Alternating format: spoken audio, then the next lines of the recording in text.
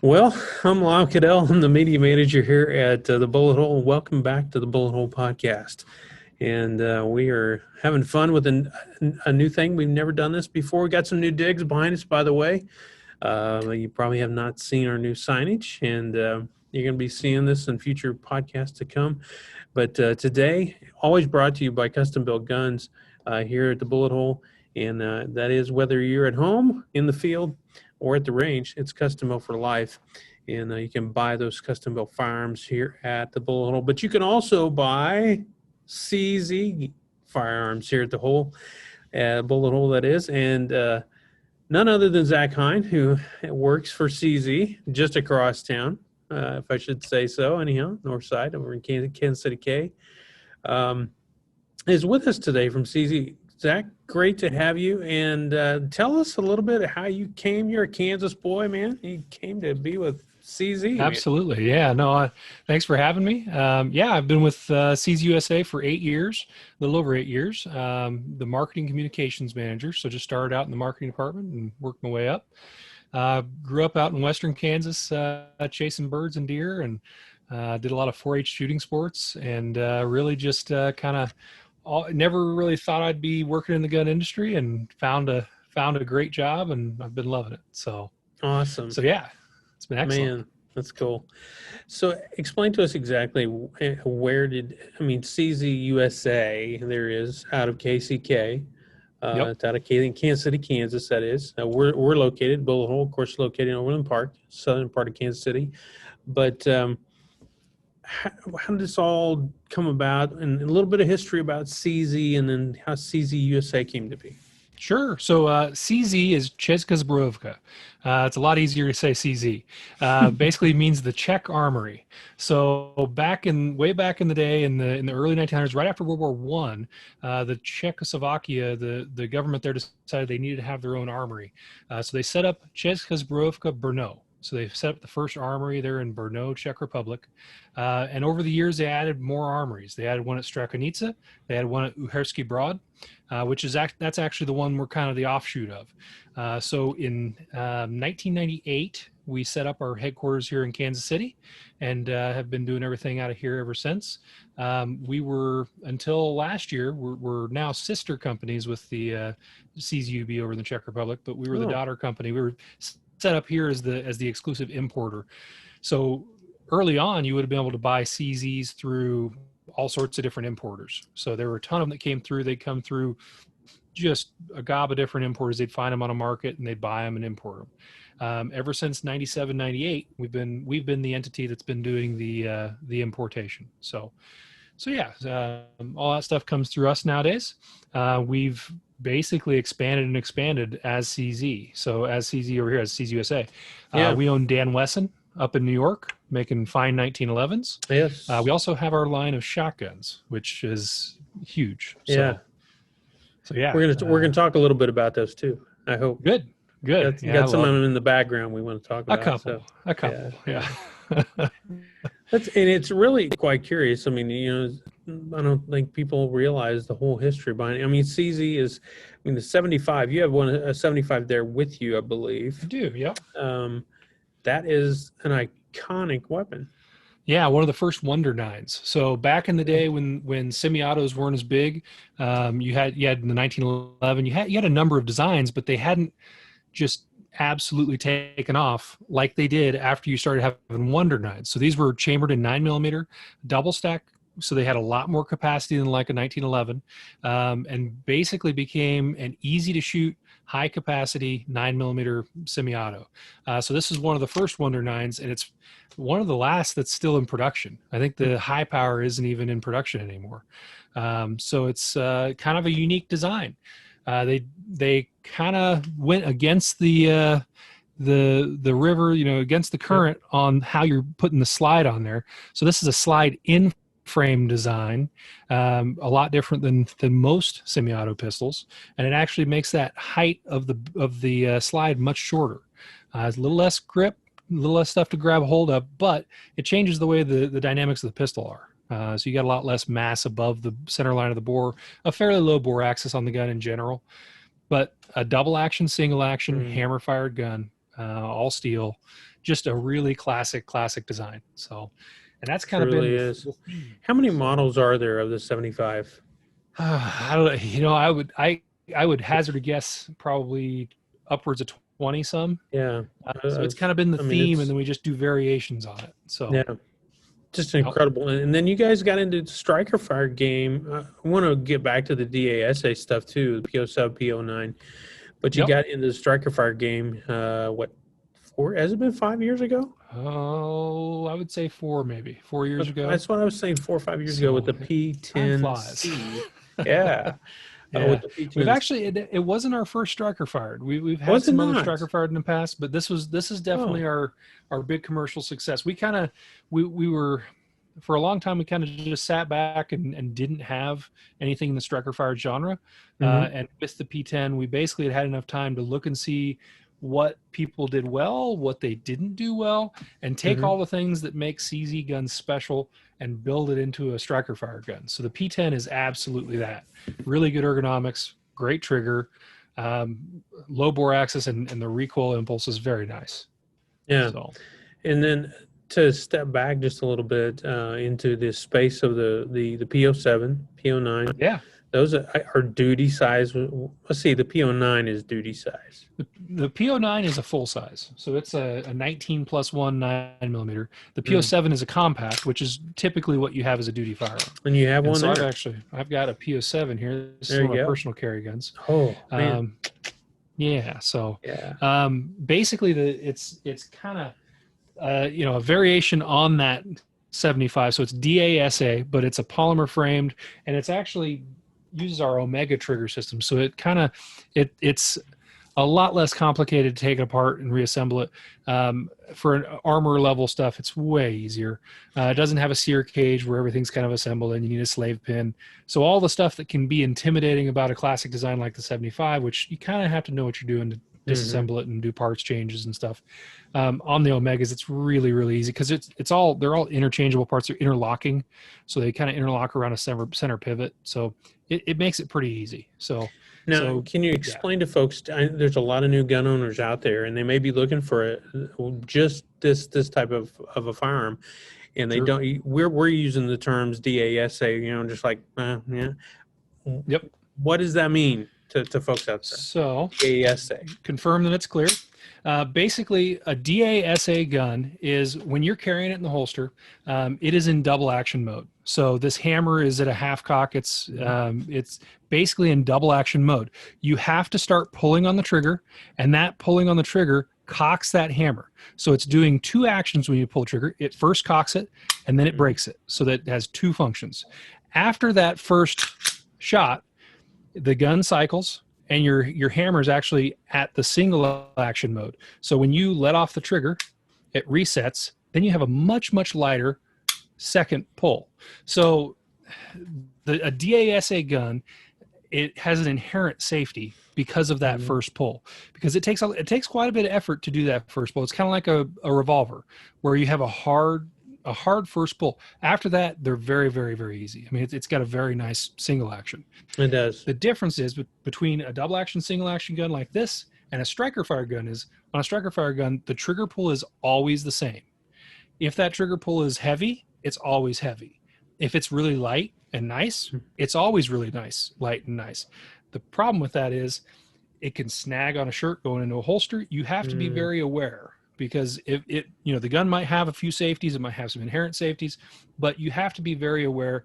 And this is just one of those systems where it adds another level of safety, and there's nothing you have to turn off. So if you're running this in DASA in the decocker mode, you don't have to, when you pull it out of your holster, you simply pull the trigger. It just takes an active effort to pull the trigger.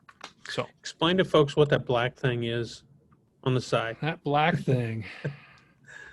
No, Light, on the side. No, on the side. Oh, the decocker. Yeah. Okay, so in the spot, basically this gun has a swappable decocker safety setup. So you can, if you want to run it like a 1911, cocked and locked, you can. The default setup typically on these is with a decocker. And so what you do is you basically pull down on that lever until it clicks, and let up. And it basically drops it down to that half cock. And so now you have it in the DA mode. So what you do is before you holster it, you put your mag in, rack it, put one in the chamber, and decock it. Obviously, you want to make sure you're pointing in a safe direction, all that. But yeah, it allows you to carry it with that hammer at half cock. There are other ways to decock it. So like on some of our pistols that have a safety only, you can put your finger in there, pull the trigger, release it, just like let the hammer come down just a little, take your finger off the trigger, roll your finger out, and it's at half cock. So there are a lot of ways you can do it. People sometimes aren't comfortable with that, and that's perfectly fine. That's what the decocker models are for. So, yeah. So that's the PO7 that he just had there, the PO7, Yep. And then there's its big brother, the PO9. Yep. So the PO7's 15 plus 1. Most models, some of them have extended base pads for 17 plus 1. The PO9 is a 19 plus 1, and then there are a couple of them that are 21 plus 1. So for Glock people, they could maybe say one's a 19, one is a 17 or a 19X sort of. Yeah, Glock people. I know. I had to bring it up. I had to poke the bear. About the size of a 17 or a 19. Yep. And then we move into this little jewel right here. And this is kind of bejeweled. This is actually our gunsmith, Greg Langner's gun that he let me borrow. And I will show that it is a clear and safe firearm for us to be dealing with. He just couldn't leave well enough alone. He couldn't leave well enough alone, letting it stay black. He had to put some bedazzling on it. Yes, new trigger. He put a new trigger in it. But this is you guys'. I mean, really now, the P10C is. I mean, for all intents and purposes, is everybody loves the thing. So, it's been a huge success. Yeah. So it brings a lot of the things that make some of our other pistols very special, mainly the ergonomics and the trigger pull. Those are some of the two things. When you put a CZ in your hands, most people end up going, well, this feels really, really good. Yeah. It feels like it should. So, and then the triggers. Across the board, triggers are one of our big concerns. We want to make sure that they are nice and crisp. So, and these right now are just about out. You said. I mean, it's 2020. I mean, we literally sell the ton out of these P10Cs in the shop, but also there is the P10S and the P10F. So tell us a little bit about them. Yeah, so the one you have there is a P10C. So that's just like this PO7. It's going to be a 15 plus 1. The F is a full size. It's going to be 19 plus 1. The S is a subcompact, and so it's 12 plus 1, and it's a really nice little size. And still, they all kind of have the same characteristics as far as the manners and how they shoot. The bigger you go, the softer it recoils, just like a lot of pistols. And that P10F is a sweet shooter. And now you guys are going optics cut, and I think isn't the P10S, is it not optics cut? We do the get-go? Yeah, well, we do both. Okay. So the first P10S we came out with, when we started building these guns here in Kansas City, we actually have put a number of them out of our Kansas City facility. All those to begin with were optics ready. And so nowadays we're doing a few S's that don't have optic ready slides, but for the most part, they're all optic ready guns. So we use a plate system that allows you to kind of swap and pick what plate you want to go with and go from there. So, and what plates do you offer? I mean, there's RMR probably. We have eight different plates. Okay. Yeah. So I mean, everything. All sorts of different plates. Yeah. Hollison, everybody. Yep. Yeah. Yeah. The two big ones are the Loophole Delta Point Pro and the RMR. So. Yep. Okay. No, it is a sweet gun, really, and several of our guys in the store are P10C people. Yeah. And then I know a P10F or two comes through, so as sure. well. But I know that we sell a ton of them out of the store. And then there's the Shadow line. Yep. And so the Shadow is kind of a man. Yeah. Doggone it! It's kind of a. I got Greg's from his. He's got his all raced up, man. It's yeah. So nowadays the big deal is the Shadow 2. So kind of starting with the CZ75, going to the SPO1. For a very short time, there was an SPO1 Sport, And then there was this SPO1 Shadow, and the SPO1 Shadow is kind of where it all took off for us with USPSA production. And maybe 5 years ago, we came out with the Shadow 2, which is just basically bigger, heavier. I mean, it as a sport pistol, as a USPSA production pistol, it's hard to beat, and it's been received very well. And if you were to go to USPSA production nationals, we will be the vast majority of competitors are going to be shooting CZs, which is weird because in the normal market, there are a lot of folks who don't know what CZ is. But if you go to USPSA production, we are the majority of shooters. So, and Greg is going to nationals. Yeah. Good. And gonna be sporting your all CZ. Excellent. CZ plus, if you will, because his pretty doctored up, man. you can do a lot to them. That's part of the beauty of it, is we try to help and promote people who are going to support the guns. So that makes it better too. He loves it though, man. He shoots for Power Factor. He shoots a 40. Okay. So cool. And in fact, a podcast last week with him was dropped last Friday. And so we talked about that very gun. So cool. But now into the rifles, I think a lot of people are very familiar. Well, I say very familiar, but I mean in the self-defense world, they're pretty familiar with CZ75 and the other pistols that we talked about. But they don't really get the fact that you guys make shotguns. Some do. I mean, people that are big in the upland game, like yourself, I know. I grew up in upland game too, and my dad used to run bird dogs. I owned my own bird dog when I was a kid and all that type of thing. So, and I know you have a dog too. Oh yeah. You have more than one now, or just one? Oh, we got quite a few. Yeah. Yeah. So I got 3, and then I farmed out a couple to my dad. So when we're hunting, we've got 5 between us. So there you go. So those shotguns behind you, tell us. I mean, I know you guys got several models, but maybe if somebody's just a beginner and they're like, I mean, what should I start out with a CZ? Yeah, so we've got a full line. So we have pumps, semi-autos, side-by-sides, and over-unders. We've got field guns. We've got competition guns. It just depends on what you're trying to do. If we've got so many folks that are kind of finding us through SCTP, so the Scholastic Clay Trap program. Basically, kids getting into shooting trap, which has gotten huge. Kind of the upper Midwest is where it's really, really, really exploding. Minnesota, it's like the most participated sport. It's crazy. So anyway, we have everything. If you're starting out and you're just wanting to get into upland hunting and you're kind of on a budget, our pump guns are incredibly affordable.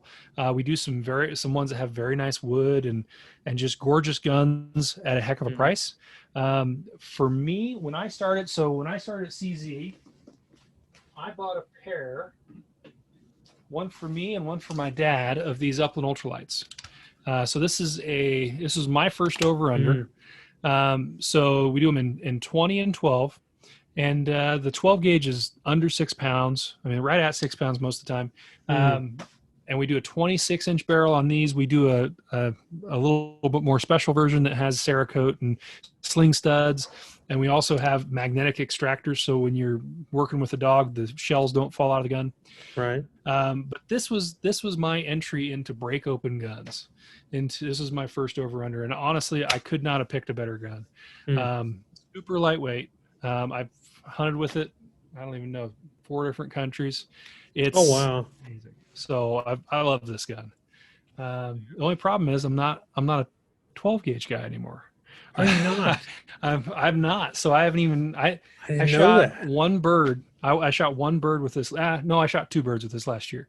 We were hunting sage grouse, and I was like, well, I'll break out the old Upland Ultralight, and I ended up getting a double on sage grouse. So. Man. So you moved to 20? I moved to 20. And the gun that I'll be shooting pretty much exclusively this year is also a gun that could be considered an entry-level gun. So this gun comes in MSRP of $655, which in the world of shotguns, that's pretty darn affordable. So if you're after a break-open gun, it's, you can get some really, really cheap ones. But kind of this is where, I mean, we've got a high quality gun, a CNC action. And this is our bread and butter right now. This is what we sell the most of out of anything, because it's a heck of a gun for the money. So Bob White G2. So it's a side-by-side. I'd never been a side-by-side guy, and I got turned on to it a few years ago, and now it's pretty much all I do. So I mean, I've shot both, and I've probably better with a side-by-side than I am an over and under. But okay. I mean, you spend a lot more time on the gun than I have. When you're out, in the field, pheasant. Let's just pick that out of thin air here. Sure. Pardon the pun, but I mean, as you're following, what do you find the difference between the over and under and the side by side being Well, in your point aim? It's really about sight picture, Yeah. because when you put up a side by side, you're basically kind of blotting out half your view. Whereas with an over under, you're looking down that. With a side by side, you're looking down that, and it kind of blots out half your view.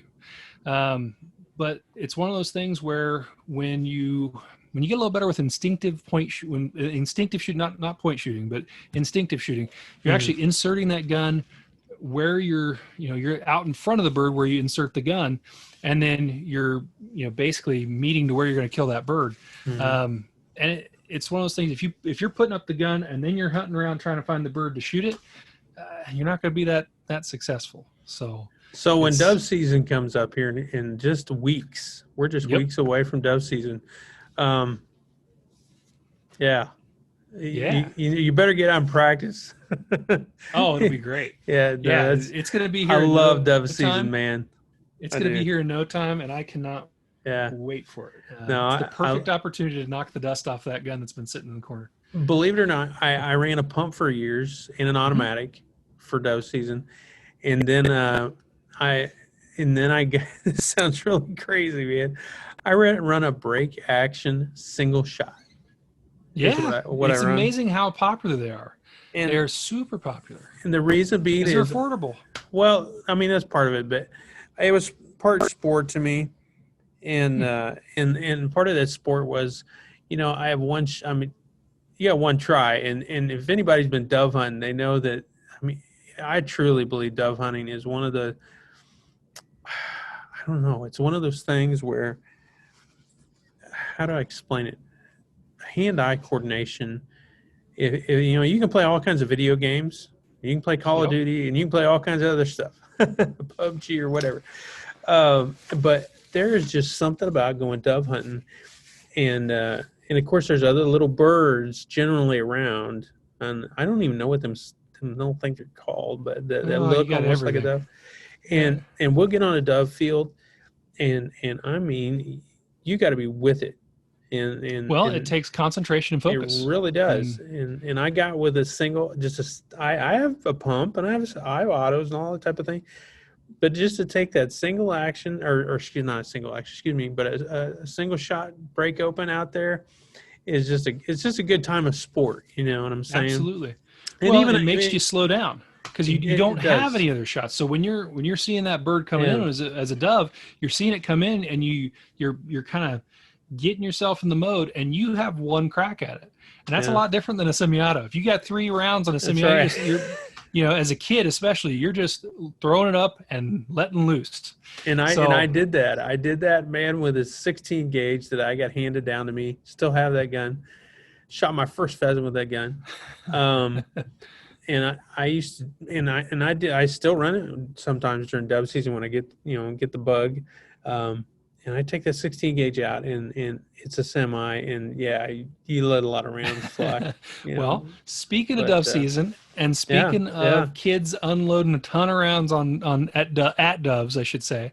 What do you got? I'm actually in the Lawrence QUWF, so the Quail and Upland Wildlife Federation. Oh, yes. So if there's anybody in the Kansas City area that's got a kid, I think 12 to 15 years age is what we're shooting for on the kids that are attending. But if you have a kid that is interested in coming out, or you think you'd like to at least get them exposed, on opening day in the evening, we're going to be hosting a dove hunt out at Clinton Wildlife Area. So if you want more information on that, head over to jayhawkqwf.net. do some Okay. Googling. But find us on Facebook, find us on the web, and it's free. Kids end up going through cases and cases and cases of shells, and we shoot a few doves. You know, in this So ammo shortage, have you noticed, man? In this ammo shortage, we're gonna be what's still on the shelf? scraping nothing. We're gonna be scraping our own gun cabinets trying to find, because we have to use steel shot too. So Oh, there you go. we're gonna be kind of That's the kicker scraping to right come up there. with stuff. So, but There's a it'll be lot of okay. there's a lot of We'll have shotgun plenty. shells though still left on the shelf, but no, Yeah. that's one of the other guns I want to move to. And I know we want to move on time here a little bit, but and we sell a lot of y'all's 22s out of Yeah. the shop here, and Yep. but So the what? kind Go of how ahead. we could talk about the history of that. Yeah, So go kind of ahead. how the factories, they started after World War One.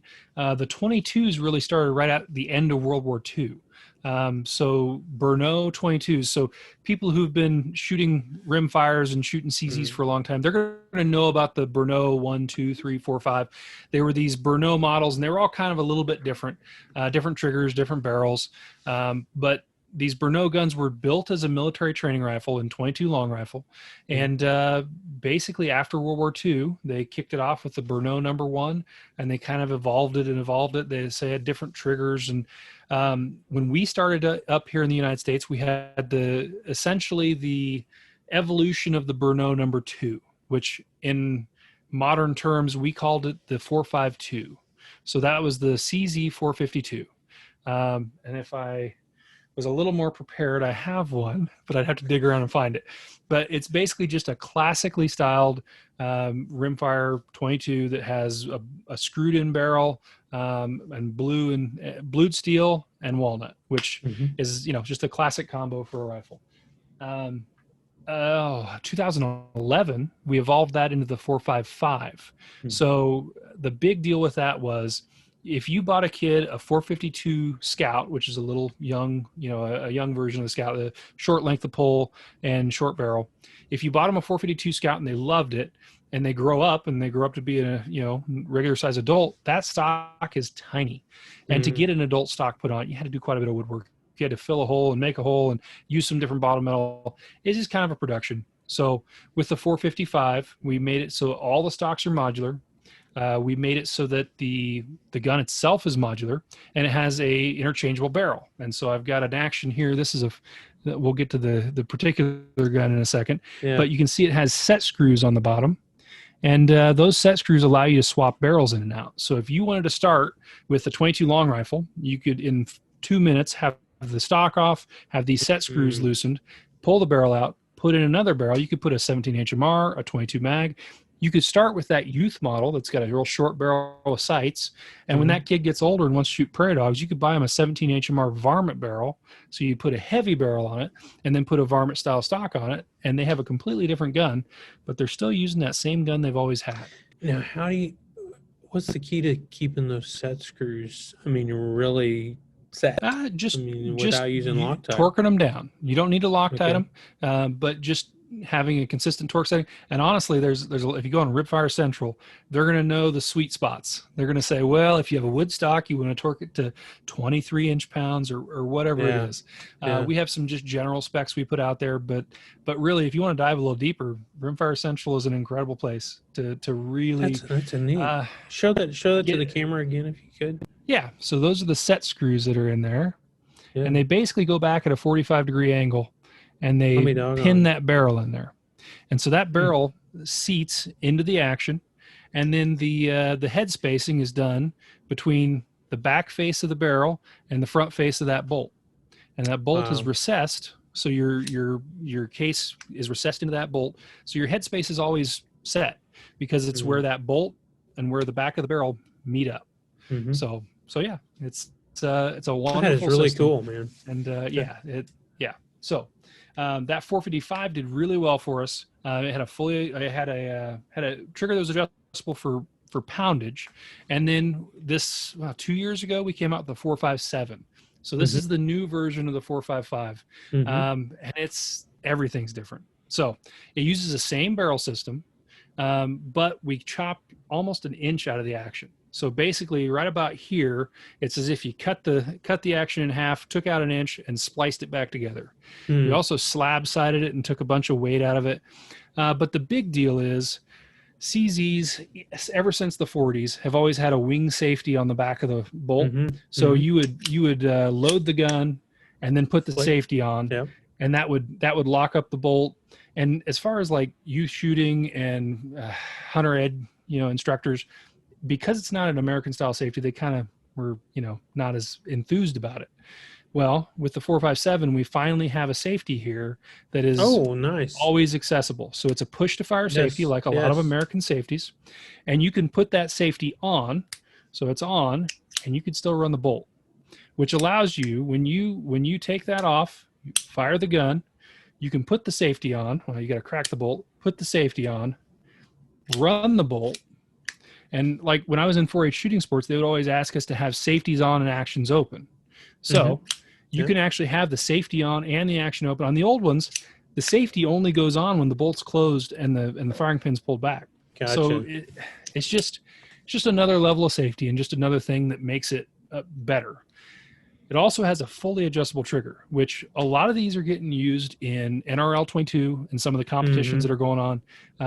The 457 is an incredible base to build a gun off of, because there are 3 different major barrel manufacturers that are making drop-in barrels. You've got Lilja, Proof, and Bartline, all making barrels that are drop-in for these. Great We have a barrels. ton of different barrels. A fully adjustable trigger. To allow you to get that trigger way down there, we went to a bolt release button. So in like a lot of old 22s, you used to have to pull the trigger to pull the bolt out the back. Right. With this one, you can actually, it uses a bolt release button, and that way that trigger can be tuned way down there. Because on the old ones, if you would tune that trigger super low, you'd be running that bolt pretty in a spirited way, and you could overcome it and pull the bolt right out of the gun. Yeah. So I have lots one of of those. yeah. So lots of little things. And also, like, one of the last things is, this is it doesn't look like it is. This is a nitride finish. So sometimes you'll see nitride Very finishes hardy. that are a little cheesy. Yeah. They maybe look a little grainy or something. This actually looks like a decent blue. And it's a super hardy finish. So like essentially the hardiness of a stainless, and but in a carbon steel action. So yeah, very, very hardy. So yeah, a lot of things changed on the 457. It's a great gun. So Now, one of the other things, and we sell a bow ton of, is Scorpion line. absolutely. And tell us a little bit about the evolution of that and how it came to be and where it's going. Man. Maybe if you can, where it's going. Well, I don't know if you can tell us where it's going. But it's always going places. It's always going places. So it started out in 1961 with the VZ61. That was the first Scorpion, and it had a couple iterations. There were some developments and stuff. Nothing that really made it commercially successful. That original little VZ61 was built as a sidearm for like the Department of Interior for the Czech Republic. But what you'll see it in most is like video games and movies. It's always a bad guy gun. A lot of times it's like chrome plated. And the cool thing about those is they eject right out the top. And they'll shoot around, like an empty cartridge will shoot 30 feet straight up in the air. It's pretty darn cool until it starts raining down. Yeah. But that we made a major evolution in the Scorpion line, and it came out as a select fire military gun. So it was a full auto SBR that came out in the Czech Republic. I think it came out in 2009. Was about when it debuted. We were able to bring it to the U.S. I want to say 2014 was when we were able to debut it here. It first came out as a pistol. I remember that. Yeah, and so we basically, I think we've had a dozen different models of it, between different colored pistols, different configurations. We have a micro that has a little 4-inch barrel.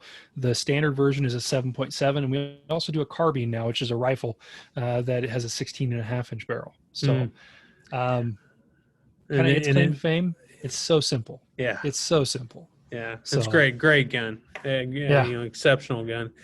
And it does. We get them in here at the store, and I'm serious. They're just gone. Oh yeah. If you blink, they're gone. Especially right now this year. We've got a lot of people that are looking for them. They like that home defense factor. Magpul, isn't it Magpul? Oh yeah, Yeah, yeah, Mackerel makes a ton of stuff for it. has teamed up with you guys, and so I mean, there's just a lot of goodness there, a lot of CZ Yeah. goodness. Well, and the beauty of Um, it, it's kind of like AR-15s where you can buy so many accessories. The Scorpion's the same way. We mm, basically try to encourage folks. So there are triggers, there are hand mm, guards, there are different stocks, different braces, different grips, magazines. Like there are 5 or 6 different magazines on the market for it. So it's really become a huge thing for us. So the it's been great. smoking home defense weapon. Yep. Yep. Well, and it's super, super simple. Yeah, It you can put thousands around through them, and it's just a simple blowback gun.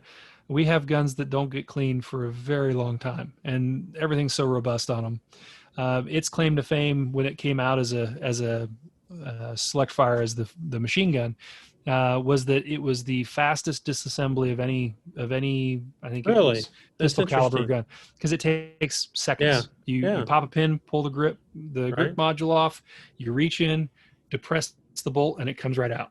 And Yeah. so the basic service on those is so easy, so quick. So yeah.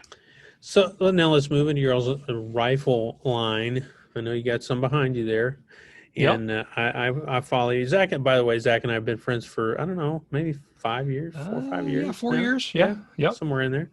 And I follow him in his little adventures. He has great adventures, and I try to. and you've had some great deer adventures. If you don't follow, by the way, do you mind anybody following you Sure. on Yeah, if you on follow me on social?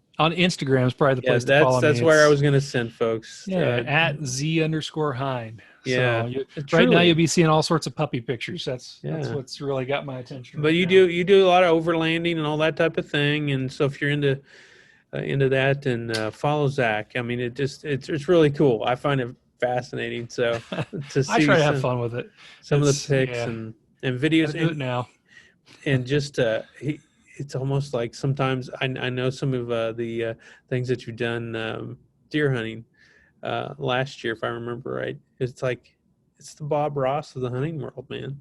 Oh, Because you it's can bad set because you I've can actually sit had and that listen said about to me before. well, no, I mean you can sit and listen to you talk, and you're like, wow, he just Uh, calmed me, you know.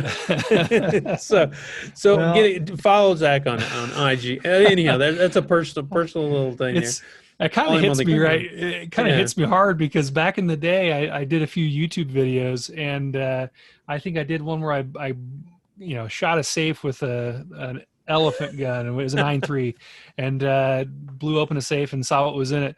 And the leading comment on Reddit was that I was the Bob Ross of the gun world.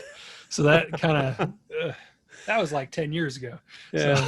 Well, I mean it in a good way. I mean it in a good way. I take it in a So good way. It's just I don't know. He was a good guy. I like Bob he Ross. So was little happy things here. But what is yeah, that the happy happy thing you trees. got right there? So this has got happy trees all over it too. This is a Oh gun yeah. that this thing has treated me so well. So this is my favorite action that we make. It is a little micro Mauser style, so you can see it's got a long claw extractor Mm, on it. These are originally way back in the day when they were first designed. They were kind of designed around a Hornet length cartridge, and nowadays the biggest cartridge that fits in these, it's a 760 by 39 or a 6.5 Grendel, mm, which are off that 220 Russian mm-hmm. case. This is one of the 6.5 Grendels, and I Ooh. started using this one as a demo. I started because it's our varmint version, and it's Ooh, got a this got a threaded barrel. threaded barrel. But oh yeah. So I started using it as a demo with our suppressors because we've got a line of suppressors also. I didn't And know so, that. yeah, Wow. we've got a lot of them. We got 11, well, 10, and we're about to debut an 11th. Oh. So, but this gun has treated me so well. 6.5 Grendel. I started using it just as a demo, just to have fun with, put a can on it. I shot a deer with it, probably 3 years ago. Mm-hmm. And I ended up taking one very similar hunting in the Czech Republic. And then when I came back, I decided, you know what? I could do everything with this. Like for a lot of animals, it's about Yeah. bullet composition and shot placement. So as long as you have a bullet that's going to stay together to kill the animal you're shooting, you're going to be fine. And it's, for the velocity, it's the distance it's going. If it has the velocity and the bullet's going to behave the way it should, it's all about shot placement. So between bullet composition and shot placement, I could shoot anything with this. And I got a lot of kind of side eye for that. And last year I actually shot my elk with it. Did you And it really? went through, yep. And so it was double with the lung. Grendel? Yep. with a Grendel. I think it was. God, I'm kind of drawing a blank. It's somewhere between 180 and 250 yards. Really? I knew what it was at the time, but I've slept a few times between now and then. And what bullet But were you using? the SST is 100 Okay. Yeah. 123 grain maybe SST, and it double lunged and broke the offside shoulder.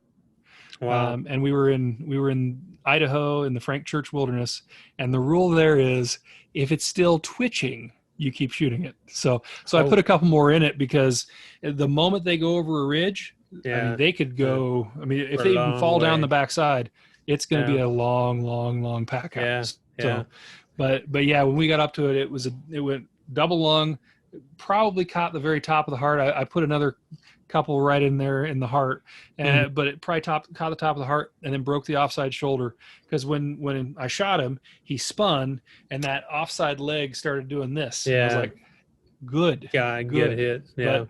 But then he took about 3 steps, and so I put another one in him. So the Grendel, I mean, do you guys have anything in Creedmoor yet?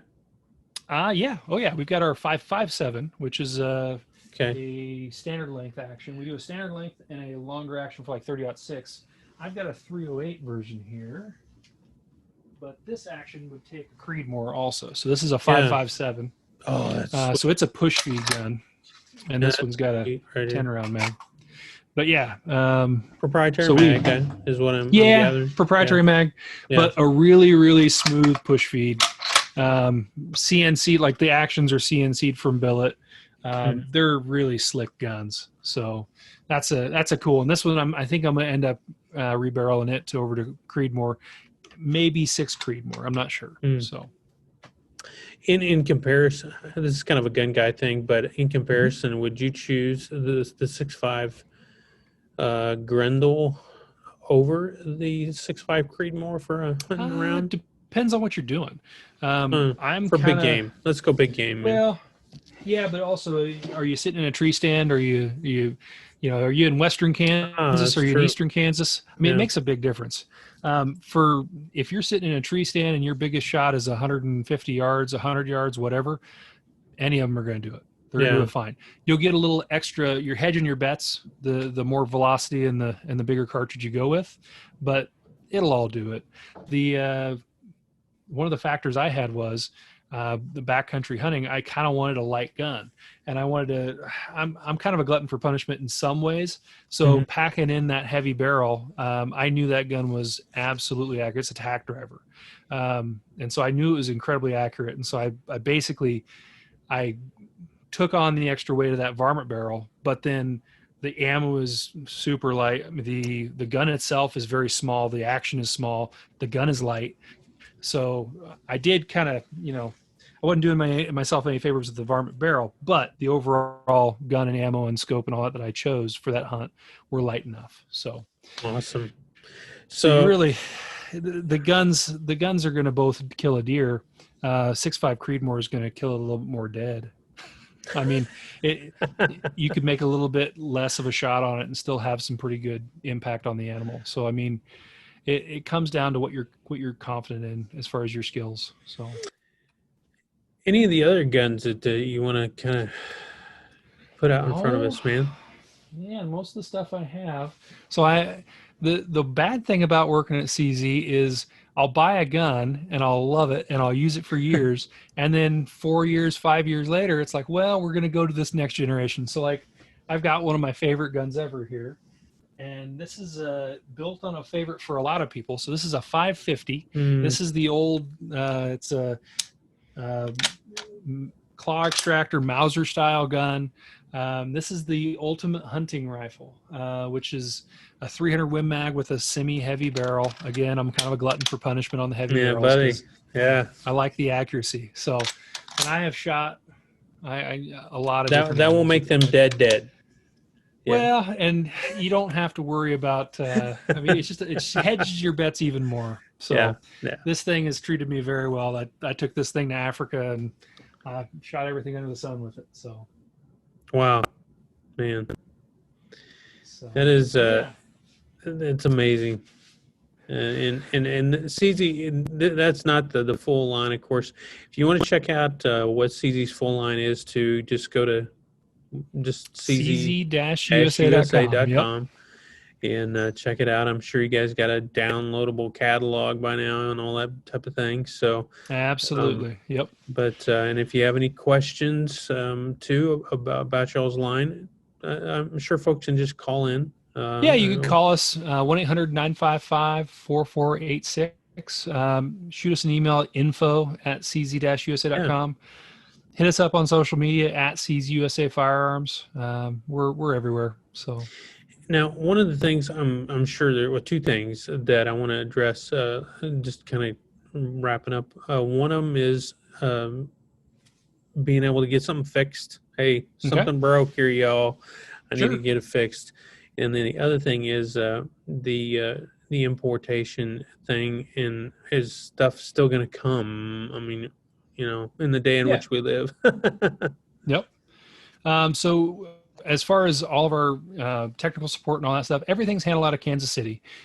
So if somebody were to, they have an issue with the gun, they basically, whatever problem they might have, maybe they've shot it so much that the springs are worn out or whatever. Mm-hmm. We have warranty service and paid repairs too. They're out of Kansas City. We've got a whole staff of gunsmiths there that are absolutely fluent in CZs. Full parts support here in Kansas City. And then importation, we haven't seen any slowdown in the actual flow of guns themselves. Like our factory, one of the things I didn't say, it's the world's largest small arms factory. We employ 1,800 people in 3 shifts, and we are cranking out the guns around the clock. So we saw a little stutter there when they tried to figure out, they were doing some basically distancing of the shifts and giving it some time between the people being there. So actually making that transition so that if they were to have an issue, it wouldn't transition from one shift to the other. But basically figuring out what would work for them as far as remaining safe and being able to continue and protecting their employees. And then magazines coming into the country. Yep. This was a question that came up when Greg and I were talking last week on the podcast, was whether or not all your all's pistol mags were made by Metcar. Well, so for a long time we made all our own mags, and over time it's made more sense. We've had Metcar make more and more of them for us. So they're not all made by Metcar at the moment, but a lot of them are. So it's one of those things where our factory is always trying to expand production.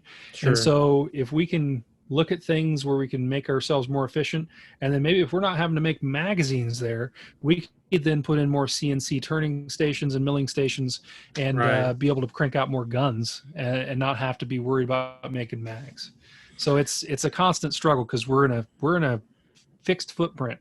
That factory can't get any bigger. It can get maybe taller, I don't know, but it can't get any bigger. They built it to look like it was a town. So it looks like housing from the air.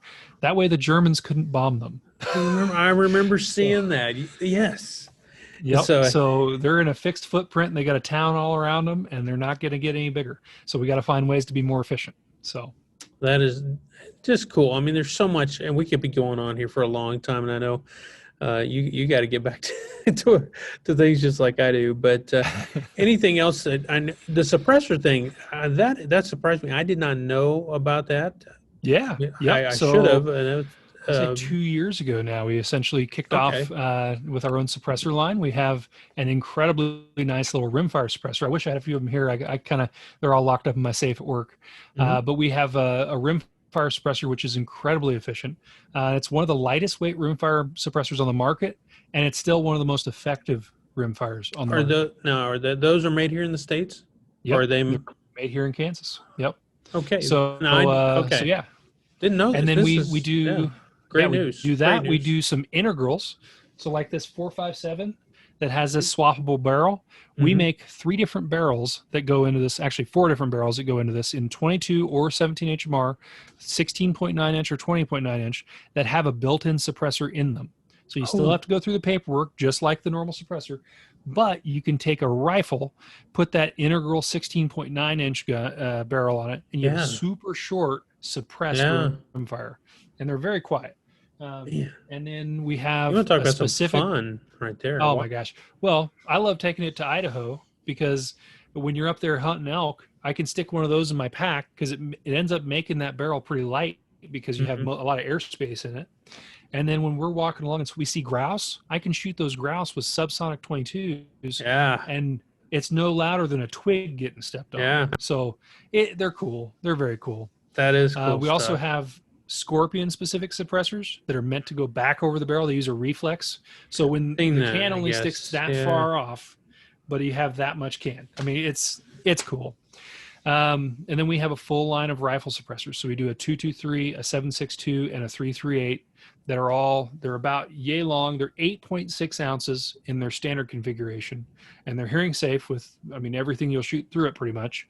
And then you Mhm. have a 3-inch reflex that comes with it, and that reflex actually sticks back over the barrel. So the beauty of a reflex can is your threads are right here. With a normal suppressor, it's going to stick off the end of the barrel. With ours, we end up making the suppressor shorter, and the Okay. back of the can comes all the way down 3 inches behind the muzzle. So you Okay. get the volume of a much bigger can, and it doesn't stick all the way off the gun. And I mean, with the reflex, it's something like 11.8 ounces or something. So it's And still a those very lightweight they're suppressor. direct thread then Yep. in their half by just standard, Yeah, they're your half by standard 28 for threads. 223, 5/8 Yeah. 24 for 30 cal, and then I Okay. think it's 3/4 24 for 338. So Yeah.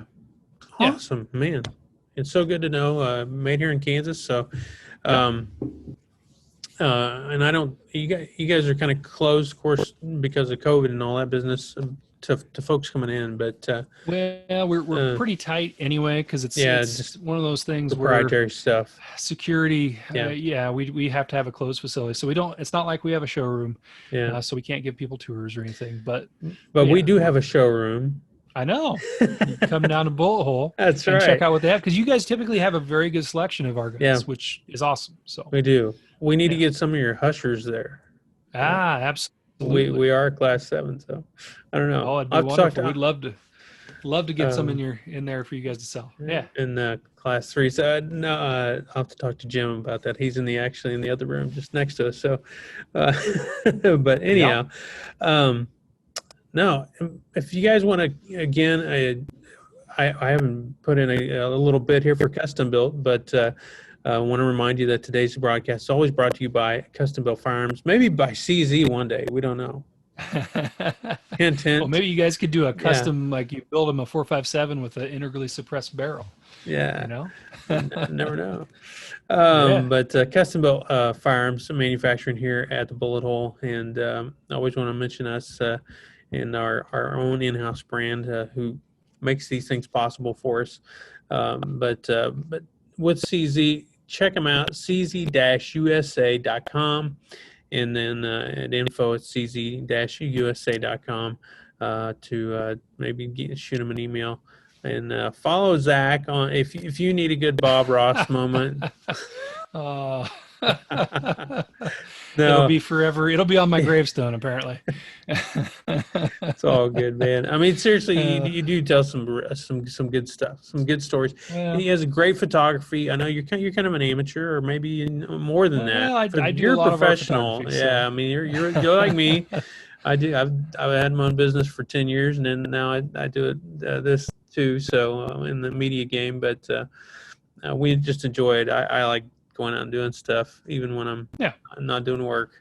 But follow him on the gram over there, Zach. And what is it? Z Um, underscore Hein. I just have you So, plugged in, so I yeah. get the No, automatic that's all things. right. And No. CZ is also on Oh, the yeah. Instagram, Facebook, the YouTube. I mean, go to all the socials and check them out. Get on the Googles. Get on the Yeah. Googles. Check them Well, we've out got on the socials. at CZUSA Firearms for the whole line. And then if you're just into like the long guns, shotguns, and rifles and hunting, we do CZUSA True. Field Yeah. Sports, which because sometimes the tactical folks don't necessarily want a ton of dead animals in their feed, and Yeah. sometimes the dead animal feed guys don't want a bunch of tactical stuff in their feed. So And then we really didn't address Dan Wesson. I mean, doggone it. If you want a nice 1911, we've got some over in the shop right now that just, I mean, it's just butter, yeah, bro. When you're the working the fit action, The slide to frame fit and the barrel Yeah. to bushing fit Oh are my goodness. you're not going to find a better production gun. You're Yeah. really not. So I mean, yep. and again, we're a Nighthawk custom to and other people. I'm not here to beat on everybody Yep. else or anything like that.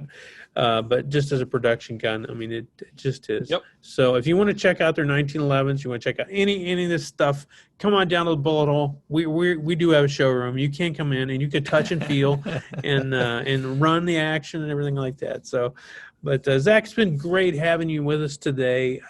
Man, it's been an hour here, and we've had together, and it's just boom, it's been gone. Well, time And flies. yeah, man, and we'll look forward to maybe one of these days you can be in house with us here.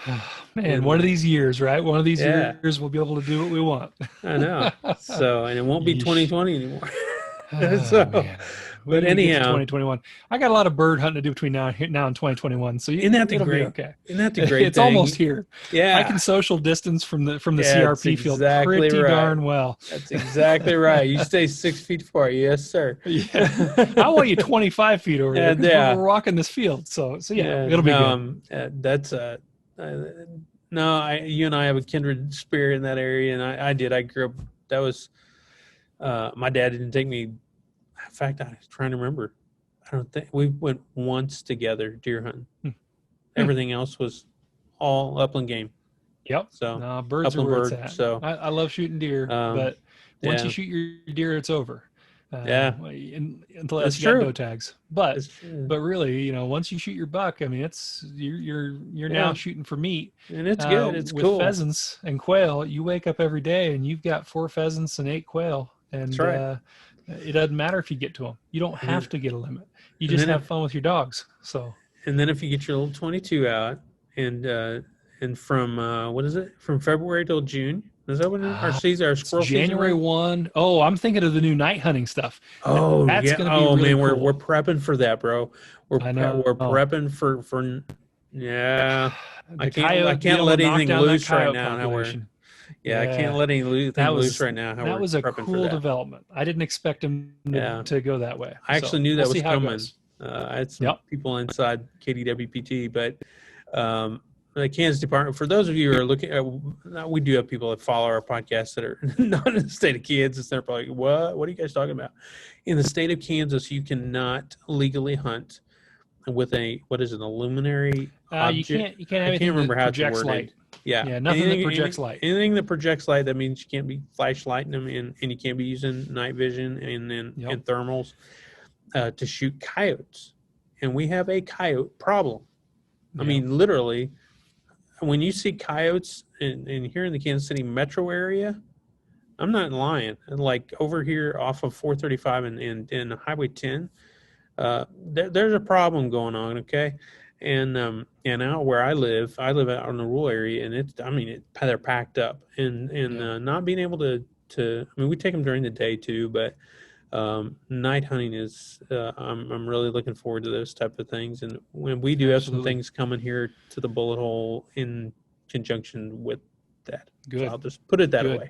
Yeah, it's one of those things where certain nights I'll step out on the deck here. I'm out in the country, north of Lawrence, and I'll step out on the deck, and it's just a chorus. They are everywhere. Yep. And we were free ranging chickens for a few years, and once the coyotes figured that out, we got cleaned out. So between raccoons and coyotes, it's been rough. So we don't have any chickens now. So I would love to be able to step out on the deck and look out over that, stubble field and see if there's anything out there glowing warm. Because I could shoot a few coyotes every time I step out, and it'd be wonderful. Man. I'm there. So looking forward to what's going to come from CZ and what's going to come from us on the coyote hunting stuff. But until then, hey, buy a CZ with a shotgun, rifle, pistol, 19. I mean, any suppressors. I mean, they got it all. Yeah. And you can buy it right here at the Bullet Hole, and come check them out. Play with them if you want to. It just, we do have rules. Some rules. That's right. Some rules when you play with it in the store. So, but and we also do have rental. But try before you buy. If you want to try out a P10C, P07, and whatever, we have great great bunch of rental guns to try before you buy. So, Excellent. Well, thank uh, you very much for having me. I yeah, appreciate thank it. you, Zach. It has been a great pleasure, and hope you have a great rest of the week coming up. For us, it's early week, so whenever you're watching or listening to this, I don't know. Everybody, have a great week, and until next time, stay safe and enjoy 2020. As much And as you can. you come Yeesh. back and see us here on the Bullet Hole Podcast. We'll talk to you later.